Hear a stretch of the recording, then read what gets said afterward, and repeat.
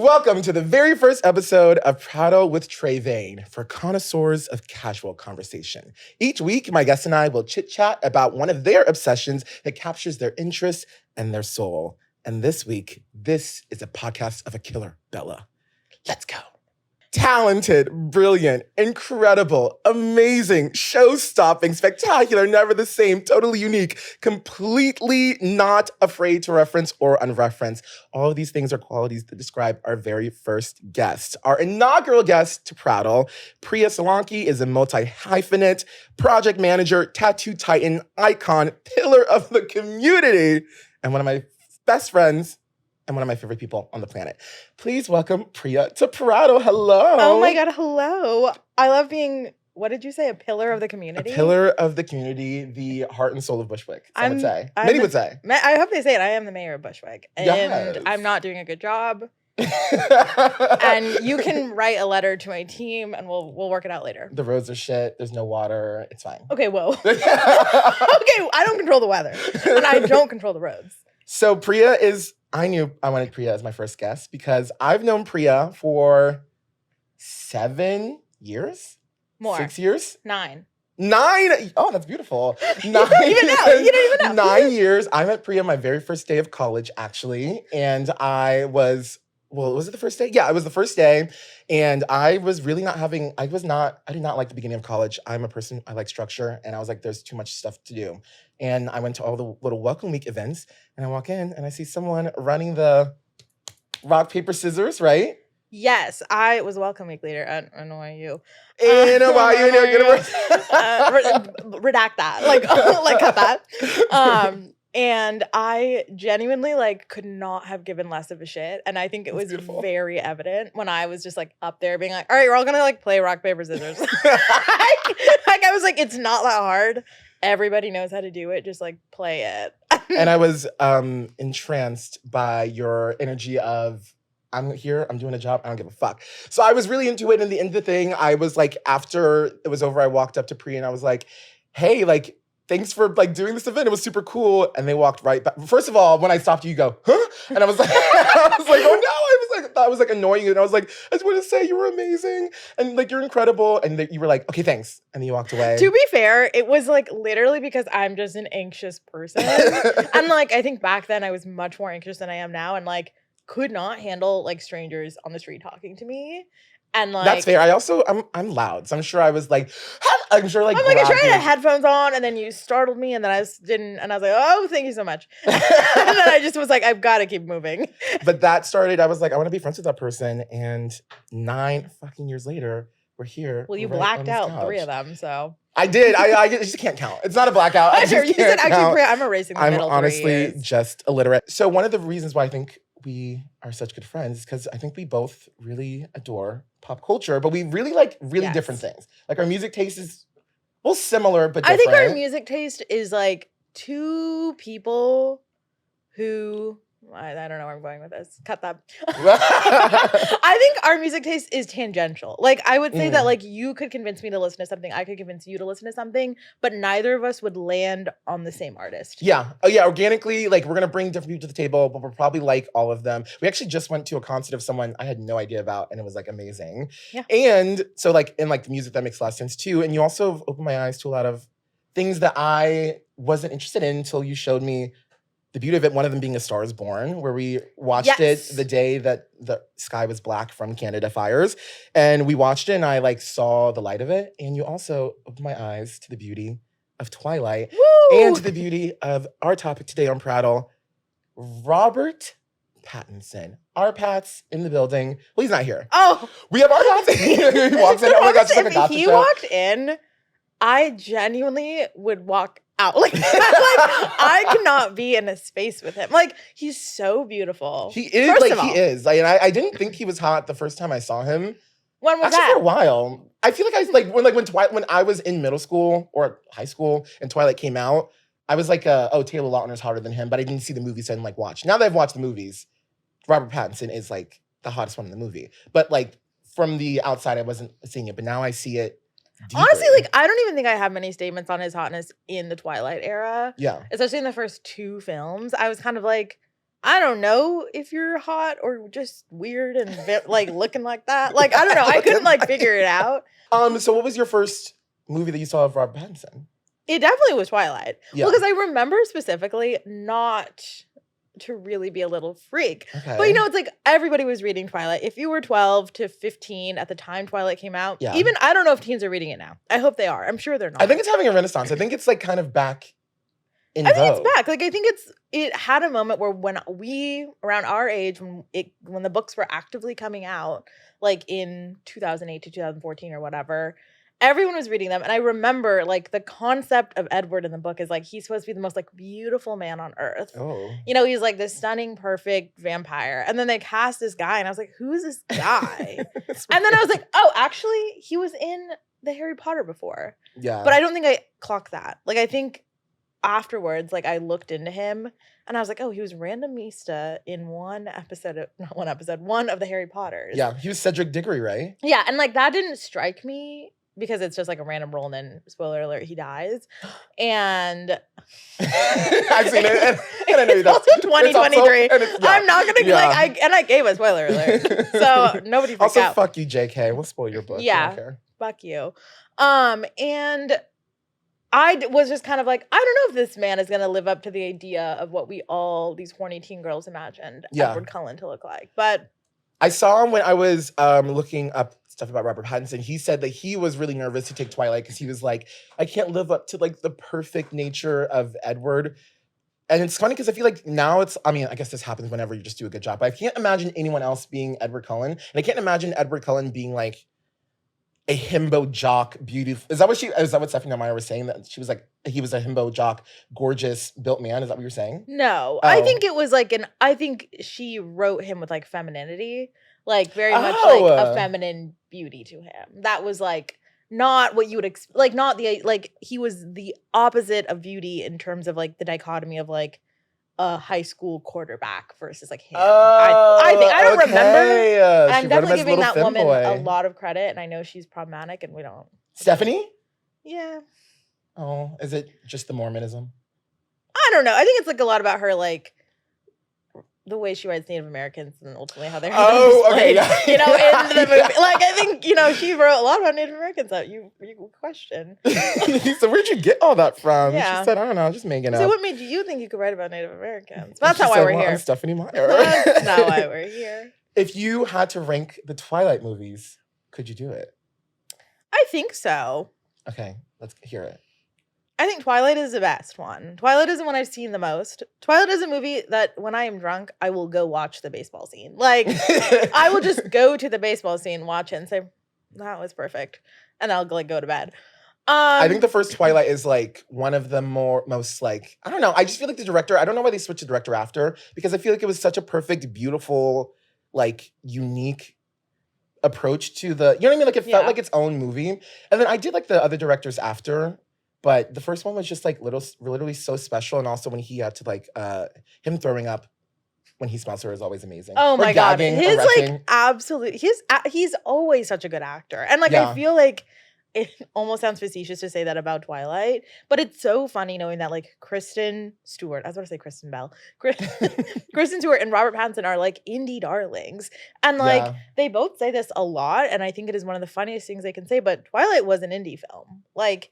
It was made by Summit Entertainment, which was an independent, like, production studio that wasn't bought till, like, 2012. Wow. Like, years after the first Twilight came out. And, like, people were like, why did you take Twilight? And I'm like, the potential for it to be huge for their careers was there. Yeah. And I do think it aligns with the type of movies that, like, Robert Pattinson continues to choose for himself. Like, I think of all the oddballs he's chosen, it's like, Batman is actually the weirdest choice. I was shocked when they were like Robert Pattinson's Batman, because I'm like, is he gonna get like jacked? And like, was he? I don't remember. You know, he wasn't that. You don't even like need to be jacked because you just put on this the suit with the built-in pecs. Yeah, like the suit does the work. I could be in the suit, and I could look like I have abs, like and pecs. Like it'd be crazy. But I guess he does always choose like because also before this, Pri was like, you have to watch About Time or Good Time. Good Time. Good Time. About Time is a separate but great movie though.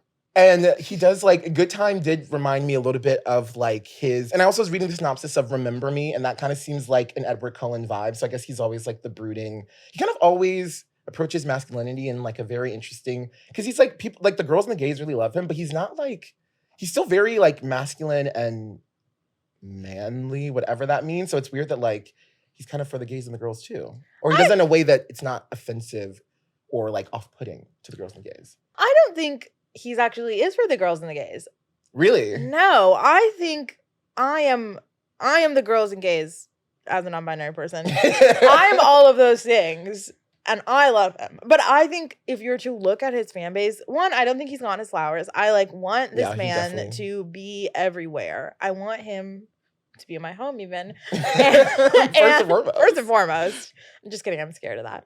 But like, I think there is a subsection of, unfortunately, like white film boys who love him. Like one time Pete Davidson just randomly, like I don't remember which late night show. I want to say it was Jimmy Fallon. Robert Pattinson was on Jimmy Fallon like around the time Good Time came out. And then Pete Davidson was there just because I think he wanted to be there and likes Robert Pattinson and like wanted to meet him. And he was like, dude, I love you. Like, I love your work. Like, you're the best actor. And I was like, I can see that for them too. They're both like outskirt, like brooding, like I'm damaged, but like I'm still. But good people. They're I don't even think that's like a good affiliation of Robert Pattinson, because then he's like on the show, like laughing and like humble, and is like, oh my God, like he's like taken aback by that characterization of his own acting, which I find like very interesting, because I think it's true that he's not a mainstream actor. He like works with very specific directors and like chooses very specific movies, and then it's like he has a lot of people love him, and when people love his work, they like really do. I mean, I am obviously in that camp of people. Yeah. And I think that's what's interesting is like, I think Pete Davidson is a very good like idea of the type of people who like are a fan of him. Yeah. Like Good Time is a movie that like only like white guys. You're right, because you're right, because it's like kind of about like he's just. I mean, it's the most stressful thing in the world. Safdie brothers are like amazing at that. Like it's just like it makes you like want to like jump out of your skin. But he basically is like his brother's in jail, and he's like it's like all the underground stuff that I feel like they used to do. So I guess that is, you're right. That is not really like the girlies and the gays, even though like it is, but it's like not, I guess, for them specifically. So have you've like liked everything you've seen him in, or is it like you have some doubts? Absolutely not. Absolutely not. Here's my thing. I actually was thinking about this today a lot. I think no matter what he is in, he has given a really good performance. Yeah, he takes his shit seriously. I think he picks his role specifically. He thinks about the directors he's working with. He thinks about the role itself and like what he wants to embody within it. And I think he always does a great job. I think he picks horrible movies to be in. Oh. Honestly, like I have watched most of this man's films, and it is like not a fun exercise, like to watch his films. Like, I'm sorry, Remember Me is insane. Water for Elephants is insane. I think nobody yell at me, but I think The Lighthouse is garbage. Okay. I really liked The Lighthouse. I really, really liked it. I thought it was fun.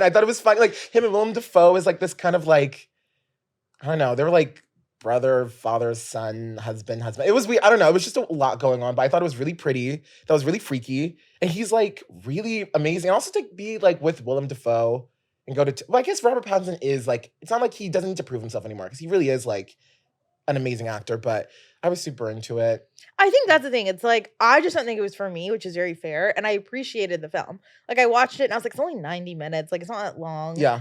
And honestly, like he gives a fantastic performance. Incredible. And I think it is like a really good indication of like his like timing for comedy. Like he actually, to me, is like, one, if you ever watch an interview of him, it is so funny. Like he like hates it. Well, he doesn't hate his life, but you can tell he's like playing with them. Yeah. I think it's personally, one who's watching all his interviews, I actually think it's very beautiful to see his own like journey of his fame and like movie choices. Like he goes back now and he was talking about how he's like seen Twilight, and he's like, honestly, he's like, I'm glad I picked that movie and I'm glad I did that role, and it like was so foundational. And like he used to like obviously seem so miserable that he was in Twilight, and it's so nice for him to like, or at least, you know, this is my perception of it obviously, but like for it to seem like he's come around to the understanding of how like important that film is to so many people and to like his entire existence. Like, yeah, and like to be like a heartthrob, like that's just so cool. Well, I guess, I mean, I can see how that's annoying, because if you want to be like a serious actor, I honestly feel like Jacob Elordi is kind of going through like a similar situation where like he hates the kissing booth movies. Like he literally would rather die than talk about them.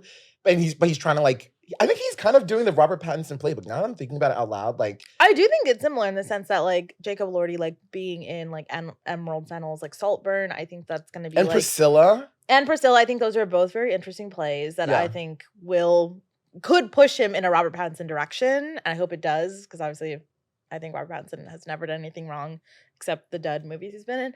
But like, except some of those films. And We Were Robbed in the Lighthouse. The director said they had a shot where it was like a match cut between the lighthouse and it was supposed to be Robert Pattinson jerking off, but they said it was too much and they took it That out. was too much. Honestly, It like, is a lie. It would've I been a lie, also yeah. just like from a like perspective of like what's going on set. Like that they shouldn't be like allowing that to happen. Like Yeah, I guess don't know. there's no But need I for was like, erectics. Yeah. And Robert Pattinson said it was a body double, and he didn't like, he was like confused why it would be in the movie. So good. probably all for the best with Mr. Art Pats over there. But if he ever wants to, you know what, Robert, do what you gotta do.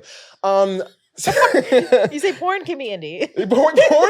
porn can and should be indie. I'm literally always saying Yeah, that. Tré really is always saying that. It's only a little weird how much he says that. Do you find, are you a fan of a lot of movie stars, or he just is like the movie star that like kind of captured your interests and like is a exception to the rule? I don't think I am a fan of any other movie star in the way I'm a fan of him, because I think Okay. you know the people that I like obsess over, Yeah. and none of them They're not movie stars. are movie stars. And I'm not a big movie watcher. Like I'm not, you know that you could list 100 movies and I've probably seen 3 of them. And Shrek 1, Shrek 2, Shrek 3. well, you didn't say one Twilight. You didn't actually, like, come on. Twilight. The opportunity was there and you didn't even take it. Come on. But no, I think like I genuinely feel like he is one of the greatest actors of our time. Like I right now would bet you $300 that he's gonna win an Oscar in like 2026 You heard it here. or Okay. 2025, whatever You year heard it here first. the Oscars are for his next movie. Like I think he. Oh, will you said win. it's coming like right. Okay, it's coming He soon. is going to be the Oh, star. is it Mickey 317 or whatever? Like Mickey 17. He's going to be the star of a Bong Joon-ho movie. Yeah, He is he's got playing that the on lock. titular Mickey. Like Toni Collette and Mark Ruffalo. Like it's a great cast. yeah, it's a great they're director. loading that up. They're loading that up. And he is a spectacular. Like he has this movie High Life, which in the movie, I don't know how long it is, but I would say 90% of the movie is just him on screen. He is like Wow. alone in space and then with raising a baby. And I don't love movies that are like slow and syrupy and like you have to really sit in it. And his performance carries that entire film. Like you're Yeah. just watching him go mad in space essentially and like trying to raise his daughter and trying to help him survive. And like I love a descent into madness. it's amazing. And I do. like never once in that movie am I like bored or exhausted by the premise. Like it's just Yeah. always so good because he is so good and you just want to root for him. Like Is he like speaking? Like, how is it like a lot of dialogue or no dialogue? Like, there's a babe. it's a quiet film for a lot of it, which is even more Ooh. fascinating. Like I think that he has such range in his acting. Like I think he would thrive in a comedic role. I think he has. He did Yeah. that one, I forgot the name of it, but that like country movie that starts with a B. And he's so funny in it. And Country like boy. that's it. That's him. He's country boy. And it's like a weird comedic like movie about cowboys or something. And he's so funny in it. Like he does like a weird accent, like it, but he's so good. Or like he's in The King. And Oh, I haven't seen that. I love Timmy. honestly, I do think The King is not a good movie. And yet anytime tragic. I see a movie for him, which is if he's in a movie, I'm watching it. I'm not watching it because I care about the movie, Yeah. honestly. And The King was that case. I was like, I love Timothée. I love you, Timothée. I love Robert Pattinson. Robert Pattinson is in that movie for about 7 minutes. And it is, I think, like the best 7 minutes of the movie. And also some of the funniest acting I have ever seen. I've got to see him in a funny role because I feel like, did he do SNL? I'm seeing him on SNL, but I think I made that up because I feel like he No. wouldn't have done that. Which is fascinating because Kristen Stewart has done SNL. And she's incredible. There's, oh my gosh, if you ever want to see like the best SNL sketch, do Kristen Stewart Pizza Rolls. Pizza Rolls. Yeah, I'm a lesbian, I know. Sabine, it's her and Vanessa Bayer, and they just become like Lesbian lovers. strangers to lovers within 30 minutes. And with Tatina Pizza Rolls, it's actually incredible. I am a lesbian. Yeah, I would love for him to do SNL. And if he's doing this big movie, well, they don't really do SNL for like I don't think I guess is it indie if it's Bong Joon-ho? I don't think it's indie film, but I also don't think he would do it. Like, I'm sure he has been offered SNL. Like, even before Batman, I'm sure he was offered Oh my SNL. gosh, yeah. And I'm sure he has also like gone on record of like he is really out of the eye of media. Like he does press tours, but that is like the most he does. Like he is not seen, like he's barely papped. Like he does I don't think he has not an do random Instagram. I was interviews. trying to find He his doesn't Instagram. have any social media. Like it's so funny. Like even like Suki Waterhouse, you do not see him on any of her social media. Wow. Like he is not. He keeps to himself. I really respect people like that because I truly don't understand that. Like I don't understand how you can do that. But I guess if you're that rich and famous, and it's like, why would you why would you post? Like if you're booked, you don't need to like. I think he's also just so about the art form that I could see him being like having to become a social media presence is like not why he acts. I would kill for like that Vanity Fair like Actors on Actors series with him and Jacob Elordi. I feel like they would have like such a really great has he done one of those? I wonder. Honestly, he might have. I don't know. There's been so many of those. There's always so many people at those tables. So too many people at the damn table. No, I'm table. not even joking. Yeah. I'm like, someone's like, didn't they do that? I'm like, you can throw 15 million people. Yeah, no, I definitely don't like the round tables. No, it's too much. Some of them are really good. Like I will watch the snippets and think, wow, that was like poignant. But I'm like, I'm not gonna watch however long these are. I also one of my favorite Robert Pattinson situations is that sexy ass GQ shoot where it's like the blue background. He has like white blonde hair. He's like was that for Batman or is that just like I don't know. Just whatever. I think he is really handsome. Was like he's really like, and also that like shoe was like when I was like, okay, wow, he's not like because he was named Sexiest Man Alive 2 years in a row in 2008 and 2009. And I feel like... And that was too soon, because he was too soon. At that moment in time, he wasn't even close to being the sexiest man alive. No, he was like, one of the sexiest guys on the West Coast, maybe, but... Maybe. But yeah, definitely not the sexiest man alive. But today, he could like probably take Today, he is just so stunning. Like, even like his Dior ads, like him being like one of the like muses of Dior is like so fascinating to me. Because I'm like, of course, he's stunning. How could you not be inspired I also love by this man?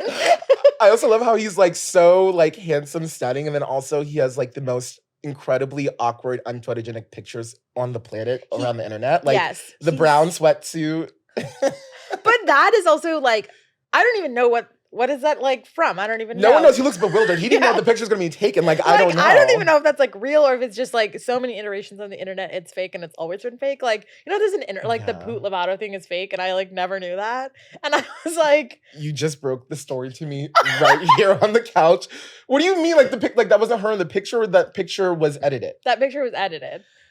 I also famously am like, I don't know. I'm very online. I've always been online, but I'm the worst when it comes to avoiding fake news and fake information. Like I'll read something on Twitter. I'm like, this is true. And like, I don't know what to do. Like, I don't admit that.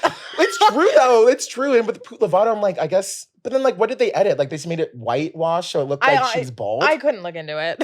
You're right. In the way that I can't look into if the Robert Pattinson image is real or fake because I need it to be real. Yeah, he also looked like he was in such a random kitchen. Like, I don't know. Maybe it wasn't like how could he have been in that kitchen? Why would he have been there? Like that's not his kitchen. Oh my goodness. We were rejecting it. Yeah, it's not real. No, but it's a great photo. And I love that photo. Yeah. And I guess he like wouldn't, because there aren't really paparazzi pictures you see of him. Wow, he's like a really private guy. He really lives. Like, is he in London? Yeah, they live in London. Because also, Suki is British, isn't she? I don't know. Actually, no, they live in LA. But I do think they have a home in London as well. I don't know anything about Suki. Suki? I say Suki, but I'm sure it's not right. Do you know anything about her? What's her vibe? She's a really talented musician. She was a model. Her last album, which I believe is her debut album, was very, very good. People are mad at her because apparently she was the N-word one time. I don't know. I don't know if that's true or false or what happened, and I'm not gonna make it. I don't know, but I'm also not gonna excuse it. Cut that. That was beautiful. Honestly, that was amazing, beautiful, and I'm sure. I just feel like uninformed enough to make a statement on if it happened and when. I don't know anything about it, but if she's like a rich white girl from like LA, I'm sure she's. I'm sure it happened. And that's a little bit unfortunate for her for that. I was going to say something before the Suki Waterhouse N-word scandal. The N-word scandal of it all. Wow, Suki, that kind of sucks. It's also... that kind of sucks. Suki, that's pretty cringe of you. I wonder if... Oh, okay, I remember. But before that, I wonder, like... Sometimes I wonder, like, what Robert Pattinson is like as a person? Like, would you want to meet him? I would, because I genuinely also feel like in his interviews and stuff, like he seems so lovely. Like, Yeah. and that's not coming from me just like being obsessed with him. But honestly, a little bit obviously bias is real. But like he has a video, I want to say it's with Dior, where it's like a day in a life of like him in Paris. Like, and honestly, like in the first instant of the video, like it's like him opening a door to I think his hotel room, and he opens it and he's just like, hey. And then he was like, no, we gotta do another take or something. And they like do another take, and it's like they spend a day with him, and he just seems like, I think him like being reclusive, like honestly has helped him like not be insane. Like I think he seems really cool and fun. I think like that's the way to do it. I think also like knowing his partner is Vicky Waterhouse, like she seems really cool and fun, minus any potential scandal. And like I just like find their like the idea of their dynamic very fascinating. And even when they've like spoken about each other, I think it's so beautiful and pure. And like I do think he would be like very cool to hang out with, because also that photo shoot he did in the pandemic that he shot himself was, I think, one of the most like amazing photo shoots. And it was like speaking about his experience of like being in quarantine, like as he was like filming, and like he's such like a bleeding heart artist. It's like kind of cool. Like we don't have a lot of like artists like that anymore, where it's like you're obsessed without it being cringe. Even though I love even if it's cringe when you're obsessed, but like no. Well, you can and you do. I just think that there are like levels of actors, and I think like you can be an obsessive actor. Like you could be like Jared Leto. Like, and you don't, and it's like, that's what we fear he would become. Yeah. And luckily he like is someone who's obsessed with this art and like has made that so prominent by delivering some of the best performances by any That's what actor. it is. You have to be good at it. You can't be like sending like dead rats to Viola Davis. And then you be can't out bad. act her. Like, come on, Jared, like don't do that. If you're gonna be like that, why aren't you good? Why aren't you good? You spend all day talking about it, make yourself go crazy. You're not even that crazy or that good. Yeah. And it's like, at least for Robert Pattinson, like he seems so dedicated to the art, but then it's like he also seems like he's having fun. Yeah. And like chooses roles, and he's killing it. Why would you not, as Robert Pattinson, why would you not be having fun? You're like literally killing it. Yeah. Literally. Live, laugh, love. And the thing that I remember that I didn't know until I was like preparing for this is I actually didn't know that he wrote music, has a band, like sings, also has 2 songs in the Twilight movies. Yeah. Which didn't know at all. I would love to see him like, does he perform? Like, are there videos of him like? No, I don't think he performs. And honestly, I don't even know like how much of his music is like accessible to listen to. Because even like the songs off the Twilight like soundtracks that he's on, I don't even think they're like credited to him. It's like a different, he like performs under a different name. So people don't often know it's him. But I don't think he's like produced music in a while. I actually don't know much about his music, I will say. I mean, the song that's in Twilight, in the first one, like is good. It's a hit. It's a hit to me. Yeah, they just said they put it in without asking him. And then he was like, okay, that's fine, I guess. It's cool. So it's kind of cool that he was like a reluctant little music star. Wow, just so talented. You're an incredible actor. You're an incredible person, it seems. So funny. Sexy as hell. Sexy as hell. What can't Robert Pattinson do? I don't know. He does it all for me. He really is a real multi-hyphenate. You're 2 peas in a pod. Oh my God, can't wait for us to talk about that. And I mean it. I was like, did you know we're both multi-hyphenates? He's like, who are you? We're the same person. And then I'm gonna go up to him, I'm gonna be like, you're Jacob Elordi. Like, not really, but like you're a twin flame to Jacob. But the thing is, I feel like if you said, oh my God, Jacob Elordi, like he would go along with I think he would respect Jacob Elordi. But I think he would genuinely not correct correct up white you. boys respect corked up white boys. Oh, absolutely. But I think he would not correct you, go along with the bit, and then on some interview later, he'd be like, I just lied about being Jacob Elordi. That was like when Charlie XCX was getting interviewed and they were like, how did you write Royals? And she was like, yeah, I wrote Royals because I was 17 from New Zealand and I love it. And like she just went along with it. And the word was like, I love it. You're so talented. She's like, yeah, I'm Lord. It was like fully not Lord, but put some respect on Charlie XCX name. I'm putting it. We're putting it.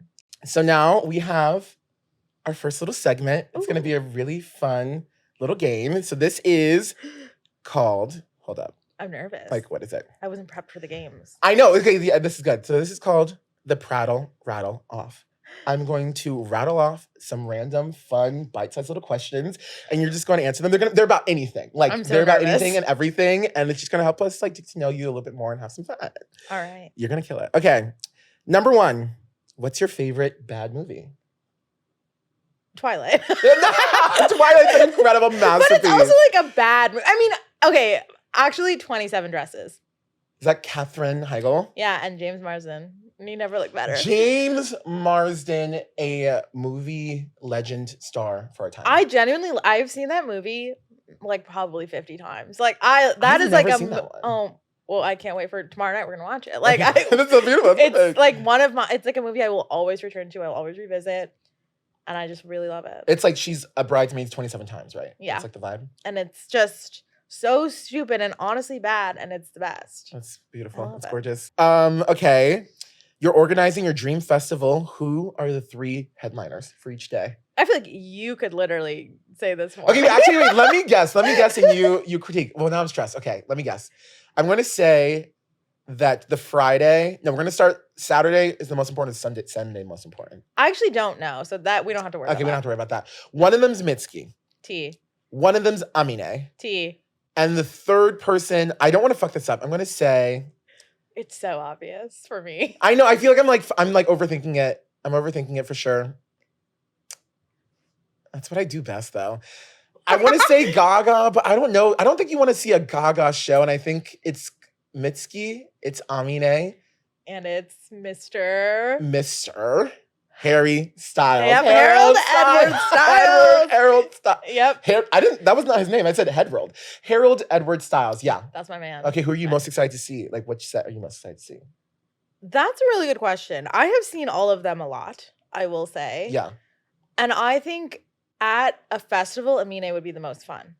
I was not expecting you to say that at all. Because I think Mitski's like, you're sad. You're sad. You're right there. I'm on the stage. I have my guitar. And we're all crying and we're like thinking crying about our mothers or something. And I don't know. Like, and that feels like a Friday night. Like, we're just getting into the weekend. Let's like vibe it out. Yeah. Saturday makes sense for it to be Amine. And like, I think I would feel overwhelmed by a Harry set at a festival. Because even like, it's not like I even attempted to go to Coachella by any means, but I said, I can't do that. I won't be there. Yeah, like I never even I wasn't even upset I wasn't there. Yeah. Like, I don't want any of that. Like I have chosen the moment. I just I'm not a festival person, but like, I do think Amine would be like so fun. Well, we did see Amine, and we're seeing Mitski, so now we have to figure out a way to see Harry. Although he's done. He just made like $500 million.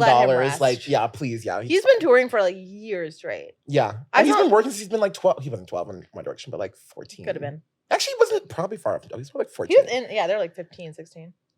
You can only use one social media site for the rest of your life. Which is it? Instagram. But it's only because for tattooing, that's like my business. Oh, yeah. Yeah. Like I have to be on Instagram. You gotta keep the money. Tattoo. But like... for funsies? Yeah, for funsies. Or like, what do you like? Yeah, like when you... I guess maybe you don't. Like when you're like, I need to unwind. Like which... What do you think I'm not unwinding? No, but like I don't think you're a person who's like, I need to scroll. No, I don't think you're a person who scrolls to unwind. I do scroll. I scroll. Thank you for thinking otherwise. Yeah. I scroll, I scroll on TikTok, but I think like if I'm thinking at large for my life, I think I'm on Instagram more. It is linked to my business. I think, I would get the Reels would give me the TikTok fill. You also post on your stories the most out of anything. I know, and I feel like that's how I'm connected to my community. Bravely, beautifully. Had to come off IG so they can't stalk me. I'm always saying that. If you had to guess what your top Spotify rap song is going to be this year, what is it? This year. Ooh. I bet, and I know this album just came out, so it really makes it feel like it's October, but I will say, this is like a tangent, but like 1 year, Amine dropped like a mixtape in November, and it was my most listened to album of the year. Which is because also Priya's always listening to music. So I don't even know how many, there's not enough tracks on an album but if it's good, from November to like for 6 weeks, I listened, it literally said you hit play on this album 560 times or something. That's and so I was like, crazy. How is that even possible? It is the only thing I listen to. Alexa, play Repeat by Ayaz. Honestly. I think actually no, play that Amine album. Honestly, play it all. I think it would be Red Wine Supernova by Chapel Rowan. Oh my gosh. This album just came out like a week ago from recording date. And I just hit play and I just play it over and over and over and over again. I need that. And it's amazing. You love that. Yeah. Okay, if you had to guess what your Spotify rap top song would have been for your 7th grade year, what would you think would it have been? Probably like Love Bug by Jonas Brothers or something. Yeah, that's an incredible... It's an amazing song. And I feel like it came out that year when I was like 12. I love the Jonas And it's Brothers. a I love that great album. song. I love When You Look Me in the Eyes. I love, wait, no, that's an older one. SOS. Love Bug was like, oh my God. Sorry. Don't need an SOS. Yeah, no, everyone. I'm sorry, everyone. There's no auto-tune on the mics. And, okay, finally, do you have a friend ick? Do you have a friend ick? Yeah. What's your friend ick? I mean, like, yeah. I have an ick when a friend, every time they offer a hangout spot, it's clearly just convenient for them. Like, they're only like, let's go to this bar by my apartment. Let's go to this coffee shop by my apartment. Let's hang out at my apartment. And I'm like, get out of your apartment, babe. Get out, yeah. And like, I feel like you know this about me, Tré. We hang out a lot, and I hang out with a lot of people a lot, and I feel like I work very hard to be flexible. Yeah. And like, I also think I am someone who like, because I like really like food and like restaurants, and like I'm always like looking at restaurant openings in New York. Yeah. I'm like, I will like travel to this restaurant, so I'm like, oh, I want to try this place. Yeah. And it is like convenient enough for both of us. Like, it's equally as convenient and inconvenient for both of us to go to.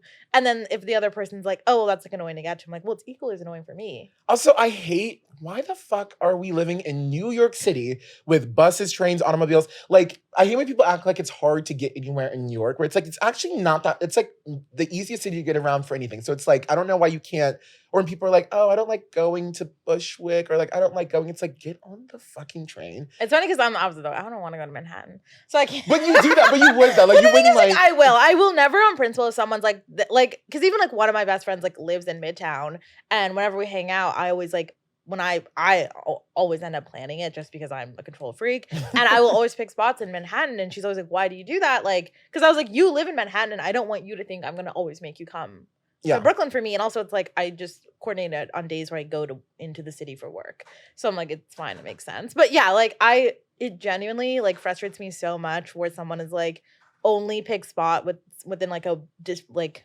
radius of where they live for their convenience. It's a little, and it's like, if it feels a little inconsiderate. It also feels like I am like an afterthought. It's kind of like, I don't know how to explain it, where I'm just kind of like, you don't want to put effort into seeing me. Yeah. Get on the fucking train. I don't know. That's all I have to say. Like, get on the train. Especially when it's someone who, like, I understand, like, some people just, like, don't live near trains. But I'm also, like, I don't think any of my close friends don't live near trains. Yeah, and it's also, like, what's the word? The scale and scope. It's, like, actually in the terms of, like, cities in the world, we all live near a train. If you live in New York, you live, like, even if you have to walk 15 minutes, it's, like, that's still, like... Yeah. Yeah. It's like you can get on a bus. I love the buses. Going on. I still haven't used the bus yet. I need to, like, figure that out. Don't admit that on air.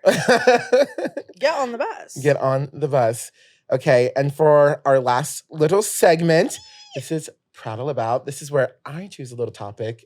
I talk to you about it, and then we see what you feel about it. Oh my God, I'm so excited. Okay, so I was like thinking about like what's just on my heart right now. And I was thinking, everyone put some respect on Katy Perry's name.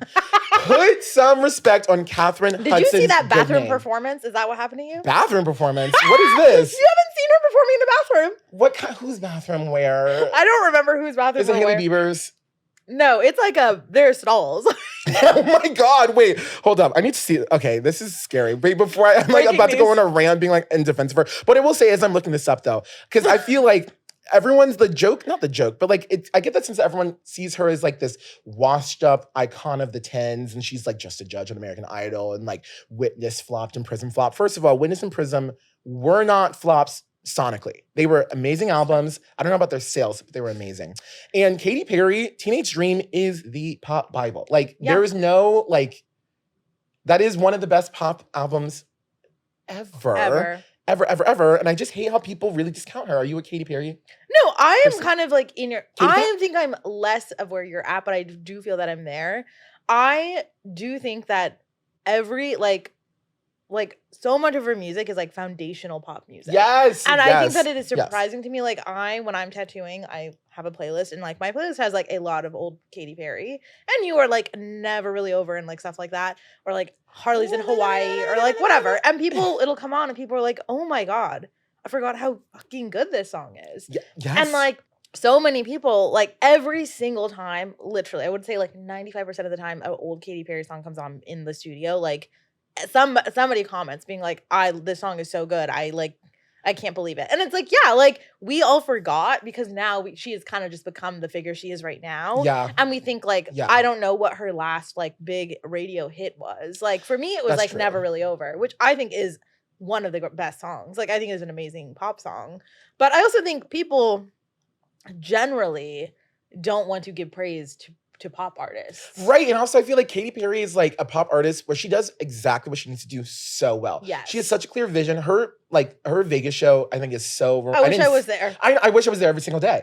Because it's so beautiful. And it's like, how lucky are we to have like a camp queen as a pop star who just like her whole thing is like big sets and big colorful whatever and like fun like dancey pop, and people just hate fun and people hate dancey. Well, also it's like frustrating in the sense that I'm like, how is she? Well, this is gonna be a crazy sentence that everyone's gonna put the pitchforks down. But like, I feel like a lot of what she does is like almost like the flip side of what Gaga does. Like she has her eras. Like she is you know, like creating a persona and living within it for the duration of that album and like tour cycle. Yeah. I'm like, yeah, some of them like, I mean, honestly, Gaga, like, were we all screaming in joy for Joanne? Like, I don't know. No, right. Yeah, but like no one is like vilifying Gaga in the way that like, I feel that Katy Perry is vilified. And like, they call it like a flop. And like, it's like, this is a woman with multiple diamond records. Yes. Like, and she sells. She sells. I think that she is so fun live. She seems so sweet. Who cares if she's on American Idol? We as a nation used to be so deeply obsessed with American Idol. It's an institution. Like it really is. And then suddenly we turned on it, and so did I, but still, like but I don't know why it did. I think it's just because the hosts changed or the judges changed and we were so accustomed to them. Also, Katy Perry has one of the craziest urban legends. Not urban legends because it's literally happened. Oh, she's a robot or something? No, when she was she like bought a house that a monastery, not a monastery. What's a coven? Not a coven. Wait, what's it for nuns? A covenant? Covenant. I don't know if that's right. Whatever closer, I don't know. The place for nuns, whatever the place for nuns is, like they like want it was like they wanted that or something. Nunnery. And so she was like, these nuns were suing her, and the nun that was suing her like died in court. And now she's suing this other guy for something, and he's like dying. And people are like, don't sue Katy Perry. I think that's crazy. You're fucking died. Well, did you look up her in the bathroom? I need you to see her in the bathroom. Yeah, I don't know what this is. Also, I remember when she was promoting Bon Appetit, she did like this like pop-up thing in the Whitney, and she was like under a cloche and basically like invited people in who weren't Katy Perry fans. They just invited random people in and they would like take it off, and like no one was shocked, and it was like so awkward and I'm sorry, even if I wasn't a Katy Perry fan, I would be shocked. It's like, I'm not a Taylor Swift fan, but if I opened up a cloche and Taylor Swift's was there. Oh, okay, yes. When she's singing Harley's in Hawaii in the it's like a bathroom. Why is she in a bathroom? Because you know what? She's the shit, and she knows it. Yeah. I mean, I guess it kind of ties in with her Vegas show and the giant shit. She's okay. You're that's right. her routine. Right, perfect, she's in her shit era. Okay. But in like a beautiful way, in a positive, like non-derogatory. She's in her shit era. Right. Non-derogatory. Positive parentheses iconic. Yeah. So it's time to wrap up. Oh my Thank you so much for coming. Do you have a closing statement about our Pats, Robert Pattinson, to him, about him, whatever you want to say? My closing statement is, Robert Pattinson, if you're listening, come get a tattoo. And for those of you who are not Robert Pattinson, who are listening, you should get into it. That's really all there is to say. He is an amazing actor. You should watch High Life. And it's also by like a indie female director. So I really do think you should watch it. And those are my thoughts and my feelings. Gorgeous. Priya, thank you so much for being my first guest. You are amazing, incredible, show-stopping, truly always inspiring and lovely, and the best conversationalist in the game. I'm going to make Tré write my gravestone. Oh my gosh. After he kills me. I hope I die first. Oh. I hope you die first so you don't write my gravestone. Well, I was like, I never want to be in a world without you. Well, I don't want that either. We'll die at the same time. I was about to say, we're out at the same time. It's great. No, we're going to be living for forever. Or actually, we won't. No. Yeah. Well, No. Life, Death, and Robert Pattinson. Thank you so much for tuning in to our very first episode. It's actually not. This is the third time I brought this podcast back. I'm like Kim Petras. I'm like, my next debut album, I've done this 3 times. But this is the real deal. As you see, there's budget, there's lights, there's a lot more fun to come. I'm a really expensive guest to get. Booking fee was $50K. It's crazy. No, it was higher. Thank you for exaggerating. I hope you all have a great rest of your day, night, whatever, life. And I'll catch you on the next Prattle with Tré Vayne. Peace out. Bye.